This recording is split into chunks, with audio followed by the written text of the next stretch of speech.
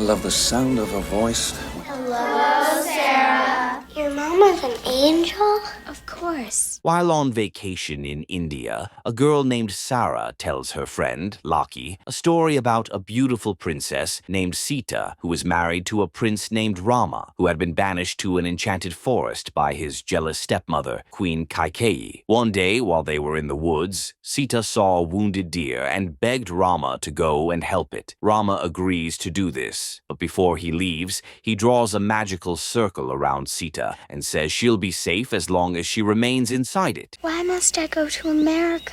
Later that day, Sitta suddenly hears someone calling for help in the woods, and she assumes that it's Rama. She immediately leaves the circle and heads out to find Rama because she thinks he's hurt. After a while, she comes across an old beggar who asks her to help him with some money. Sitta doesn't have any money with her, so she decides to give the beggar her bracelet. Just as the man collects it, he transforms into a 10-headed demon named Ravana, who takes Sitta to his palace with the intention of getting married to her. As Sarah stops her story, she asks Locky's mom, Maya, if she has ever met a real prince. Maya says her late husband was one, but Locky looks confused and says he thought his dad was in the army. Heavens, Amelia.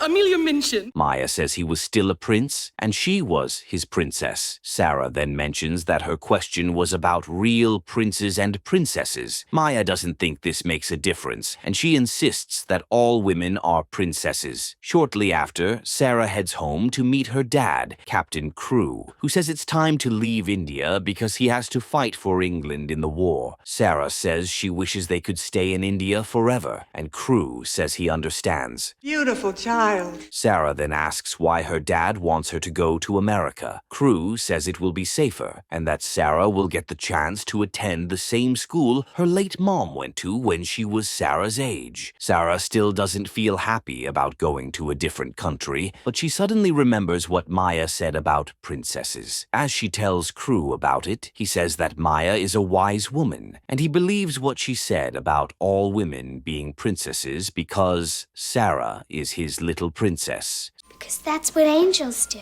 Sarah looks happy about this, and her dad puts her to bed. Shortly after, they leave India on a ship, and while on board, Crew gives Sarah a locket he gave to his late wife on their wedding day. He says he wants Sarah to have it, and as she collects it, she admires her mom's picture. She then asks what Crew liked most about her mom. Crew says he liked a lot of things, but that he mostly enjoyed dancing with her. As Crew dances with Sarah, one of the other passengers, Ram Das, leaves his cabin with his monkey, Hanuman, to enjoy the view outside. See the blue threads?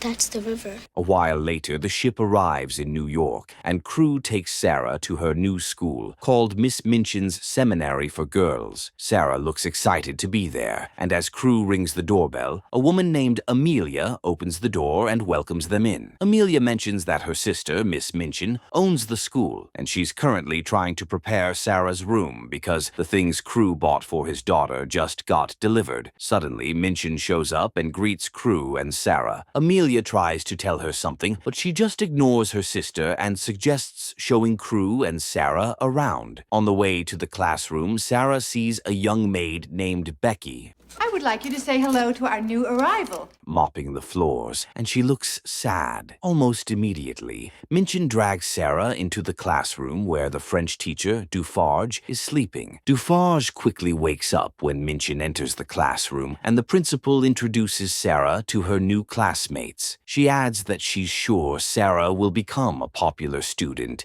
after telling all the kids about her adventures in India. As Minchin then tells Crew about the school's strict rules, Sarah sees a class bully named Lavinia dipping the hair of a girl named Ermengarde into a small plastic cup containing paint. What if I wore it in my room during my free time? Sarah looks shocked but realizes that Lavinia is only trying to scare her. Just then, Minchin sees Sarah's locket and mentions that such jewelry isn't allowed at the school. Sarah doesn't like this, and she asks if she can at least wear it during her free time. Minchin reluctantly accepts, and the other students look shocked because they know that Minchin doesn't like bold kids like Sarah. After this, Minchin takes Sarah and Crew to the school's largest suite, which is where Sarah will be staying. Why don't they come to life in front of of us so we can see. Crew thanks Minchin for preparing the room, and he says he wants Sarah to feel as much at home as possible while he's away. He adds that he's ready to spend any amount of money to make his daughter happy. Minchin says she understands, and she mentions that she'll leave Crew and Sarah to say their goodbyes. After she leaves the room, Crew notices that Sarah is sad, and he tells her not to worry much because they'll write to each other every day. He adds that he made sure she got the best room so she'd feel comfortable and happy. Sarah, this is Monsieur Dufarge. He also shows her the doll he bought for her and calls it Emily. Sarah thanks him for this, and Crew says dolls make good best friends. He adds that just because they can't speak doesn't mean they don't listen. He also mentions that dolls come to life when no one is around, and as Sarah looks confused, he says it's magic. He then tells her that whenever she misses him, she can just send a message through Emily by telling the doll whatever she wants to say. He looks sad as he says this, but Sarah consoles him and says she's sure everything will be all right. Shortly after, Crew leaves the school, Study hall is between 4:30 and 6:30. and Sarah looks sad as she stares at him from her window. The next morning, while the other kids are already in the dining room, Sarah leaves her room and stares at a picture of her mom on the wall. Minchin complains about this and scolds Sarah for delaying breakfast. Sarah tries to explain herself, but Minchin doesn't listen to her. She then introduces Sarah to Dufarge and mentions that Sarah will begin her French classes with him in the afternoon. Sarah asks if she has to do that, and Minchin assumes that she's being rude. Sarah tries to explain herself again, but Minchin doesn't give her a chance to say anything.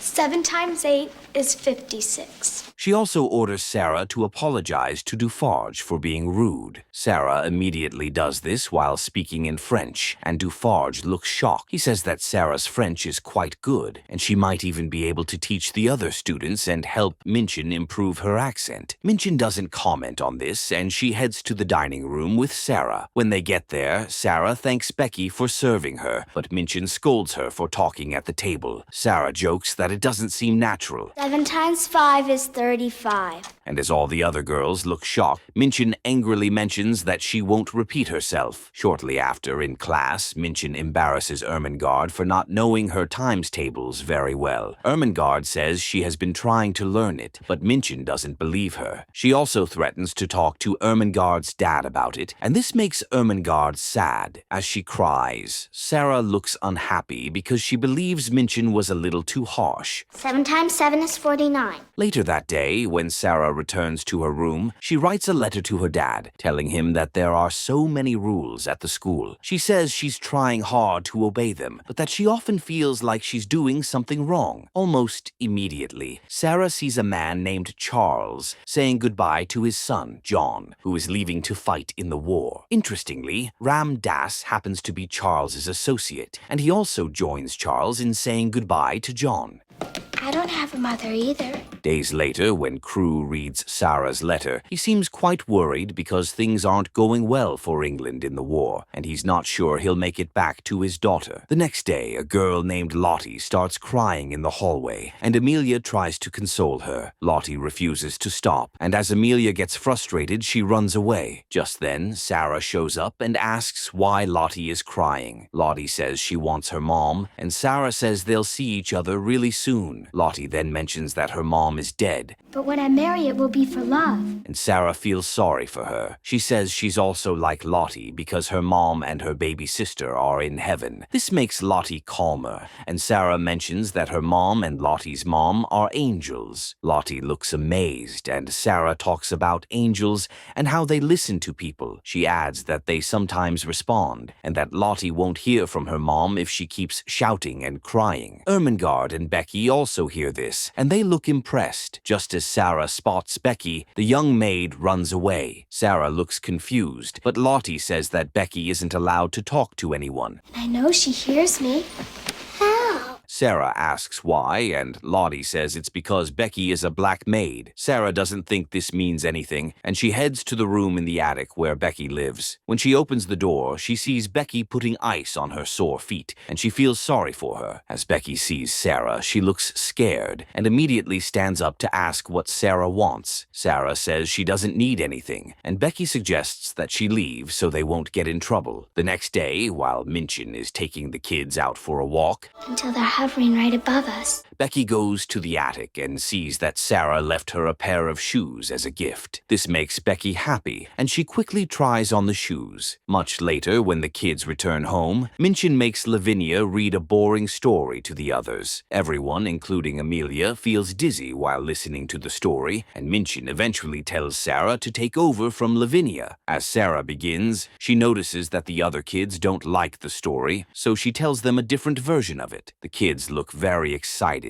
Their ship was attacked by a band of pirates. And even Amelia enjoys the new version. However, Minchin looks disgusted and scolds Sarah for not reading from the book. Sarah says she didn't like the story, and she had to imagine a different one to make it seem real. Minchin seems pissed by this, and she immediately bans the kids from imagining things or talking about make-believe. As she also sends them to bed, Sarah looks disappointed, but some of the other kids talk about enjoying her story. They also suggest coming to Sarah's room to hear more stories when Minchin is asleep. Sarah likes this idea and immediately agrees. Later that night, Ermengarde and some other girls enter Sarah's room, and she tells them the story of Rama and Sitta. She talks about how Sitta was stuck in Ravana's palace after she was captured by the demon. Becky also stands outside the room and listens to the story. The next day, some parents come over to check on their kids, and Sarah sees someone dressed like Crew. She eventually discovers that it's not her dad, and this leaves her disappointed. That night, more kids join Ermengarde in listening to Sarah's story, and they even leave Lavinia alone in her room. If anyone else feels the same way,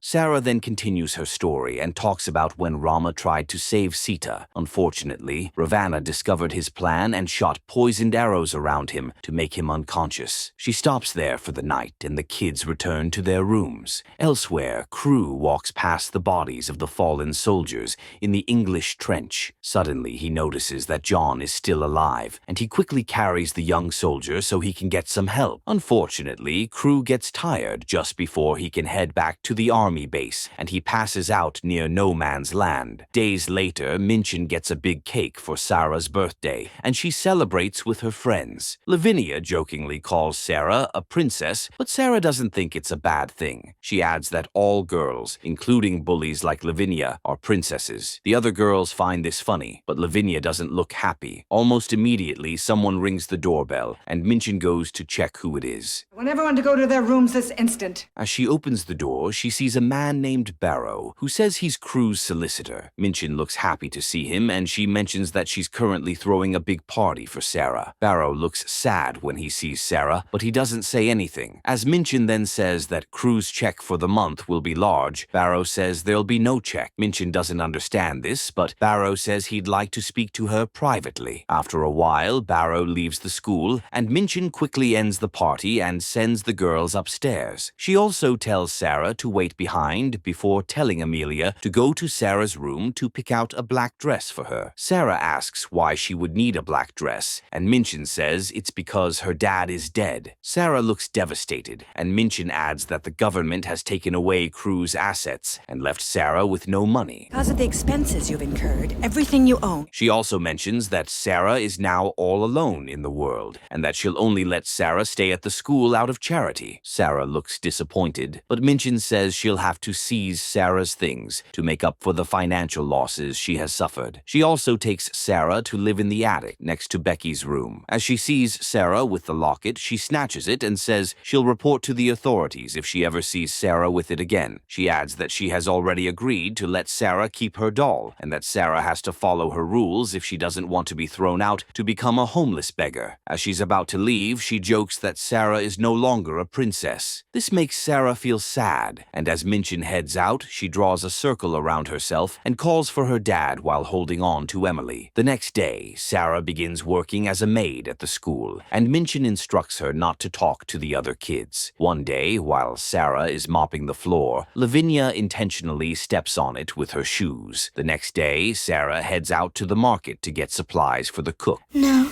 there's nothing. and on her way back, her scarf blows off and lands just by Ram Dass' feet. As Sarah sees him, he just smiles at her before going to meet Charles, who has just gotten information on his son. That night, while Sarah is thinking about her dad, Becky brings her a pillow and says it's her birthday gift. Sarah says she loves it, and Becky asks why Sarah stopped telling her stories. Sarah says they're make-believe, but Becky doesn't think it matters. She adds that Sarah's stories used to lift her spirits. Sarah still feels reluctant to tell stories again, and as Becky leaves, she holds on to Emily and asks if her dad can hear her because she's really scared. The next day, while Sarah is sweeping the leaves outside the school, Lottie sees her and asks if she's still a princess. Sarah doesn't want to answer this, and she tells Lottie to get back in line before she gets into trouble. They've always meant something to me. Shortly after, Sarah heads to the kitchen and hears the cook telling Amelia that she's baking a cake for Charles because his son is reportedly missing in action. As Sarah heads out to get some supplies,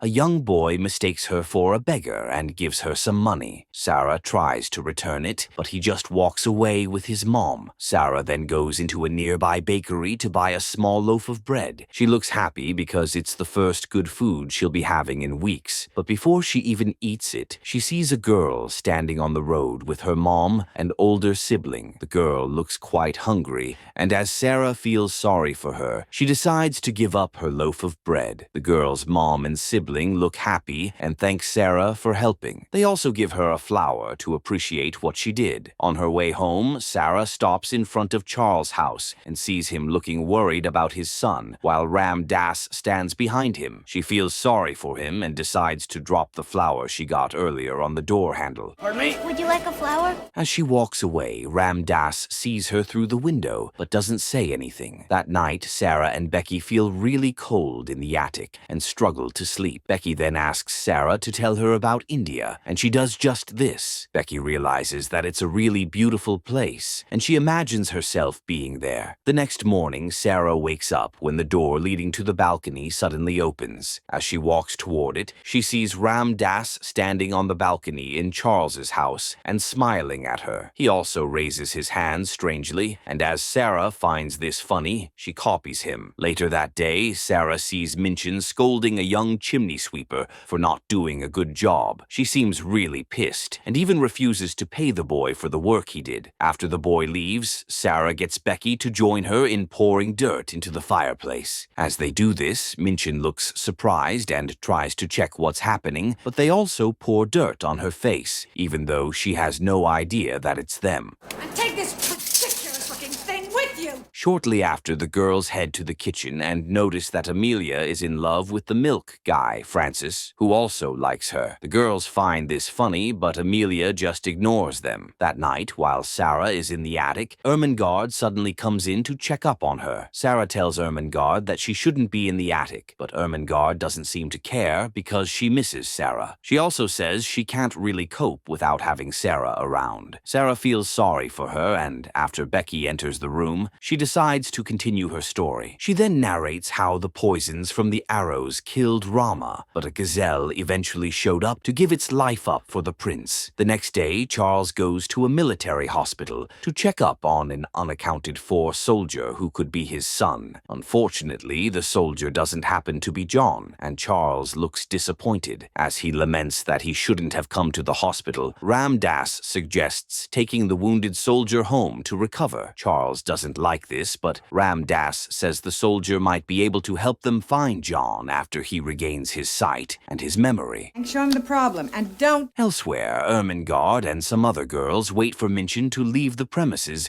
before getting Lottie to start crying so she can distract Amelia. With this, the girls enter Minchin's office to take back Sarah's locket. Unfortunately, Minchin forgets one of her gloves and returns to the school. But before she can catch the girls, Becky distracts her until everyone leaves the office. Meanwhile, Lottie stops crying, and Amelia laments that she doesn't think she's cut out for the job of taking care of kids. Sarah then says she has noticed that Amelia likes Francis. Amelia denies this, but as Sarah says she thinks Francis also likes her, she looks pleased. Sarah then advises her to run away with him, but Amelia doesn't think her sister would allow that. Sarah says Amelia would be long gone before Minchin realizes anything, and that she has to consider consider the option of running away and getting married to Francis. What an extraordinary thing to say. Later that day, Charles and Ram Dass arrive home with the soldier, who still has a bandage covering his eyes. That night, Ermengarde and the other girls visit Sarah in the attic and return the locket to her. She looks very happy and thanks them for helping her retrieve her locket. Almost immediately, Hanuman enters the room, and the other girls freak out. Sarah then tells them to remain calm, because Hanuman is her friend. The girls look amazed, and Hanuman eventually returns to meet Ram Dass, who greets them. As the girls also greet him, Minchin suddenly enters the room and looks pissed. Sarah quickly mentions that she was the one who invited the girls to come to the attic, and Minchin angrily sends them away. She then mentions that she'll lock Becky up in her room throughout the next day, and that Sarah will do all the chores. She adds that there'll be no food for the girls tomorrow. Sarah looks sad, and Minchin says it's time for her to face reality and forget everything she knows about fantasies and make-believe. Sarah still believes she's a princess, regardless of what she looks like or where she lives. Without meals.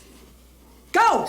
She adds that it's something all dads tell their daughters, and she wonders if Minchin's dad never told her. Minchin seems pissed when she hears this, and she says she'll throw Sarah and Becky out the next time she sees them with the other girls. After Minchin leaves the room, she sheds a tear because she was really hurt by what Sarah said about her dad. Shortly after, Becky tells Sarah that she's really scared because she doesn't have anywhere else to go if Minchin throws her out. Sarah then mentions that they have each other, and she promises to always look out for Becky. After this, Becky laments that tomorrow will be a really long day because they won't have any food to eat. Sarah then suggests imagining that there are foods on the table, like they're having a feast. Becky doesn't seem sure of this, but Sarah encourages her to do it. As they play together, Ram Dass watches them from the balcony of Charles's house. Sarah also continues her story and tells Becky about how Rama defeated Ravana and saved Sitta. I always liked diamonds myself. The next morning, when the girls wake up, they notice that the room is now well decorated, and there is a lot of food on the table. The girls don't understand how this happened, but since they're really hungry, they decide to enjoy the feast without asking questions. Elsewhere, the soldier in Charles' house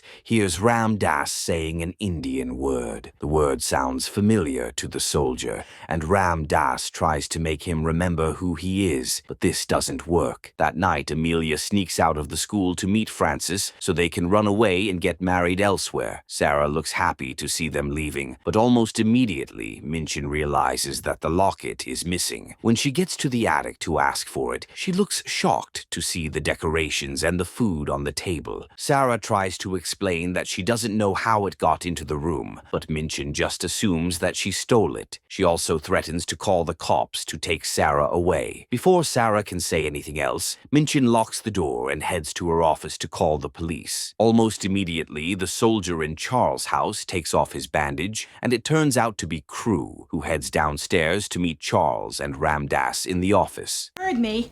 I want her picked up immediately. Elsewhere, as Sarah and Becky contemplate what to do next, Hanuman enters the room just as the cops arrive. Sarah then gets an idea and decides to place a wooden board between both buildings so she can carefully walk to Charles's house. Becky looks scared, but Sarah says she'll come back for her friend. Just then, Sarah slowly walks on the board to get to Charles's house. When Minchin sees this, she tries to pull Sarah back, but this almost makes Sarah lose her balance and fall to the ground. The cops also look scared, but Sarah manages to get to the other side safely. Minchin still tells the cops to go after her, and they do just this. Just as Sarah is about to sneakily leave the house through the entrance, she sees that Minchin and the cops are already there. She quickly finds a place to hide, and as Ram Dass and Charles head toward the door, she runs into the office. When she gets there, she notices that there's someone in the office, and she just goes to sit silently in a corner because she thinks he'll give her up to the cops. Interestingly, as Crew walks toward his daughter, he doesn't recognize her. He still acts kindly and asks for her name. Remember India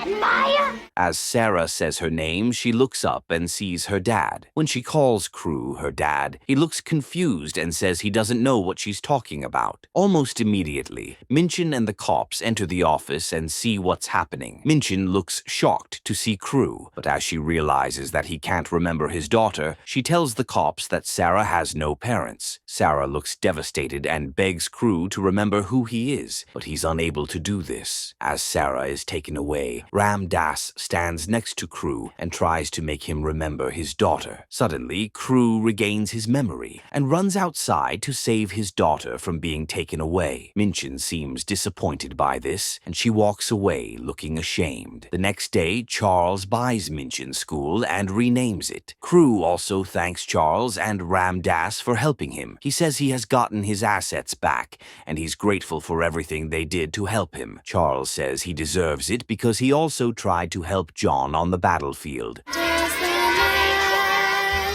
After this, Sarah leaves the school with Becky, who has now been adopted by Crew. They say goodbye to their friends, and Sarah also gives them her doll, saying they can always use it to send a message to her. Almost immediately, Lavinia comes out of the building, and Sarah goes to meet her. Just then, Lavinia hugs Sarah, and everyone looks shocked. After this, Sarah and Becky leave with Crew, and Ram Dass looks happy. Elsewhere, Minchin becomes the young chimney sweeper's apprentice, and she struggles to cope with the job. After Crew is presumed dead in the war, his assets are seized by the government, and his daughter's wicked principal mistreats her and forces her to work as a maid. Despite this, Sarah still believes she's a princess, and she doesn't let Minchin change her beliefs. Luckily, fate brings Crew back to the city, and just as Minchin is about to have Sarah arrested, he saves his daughter and regains his fortune.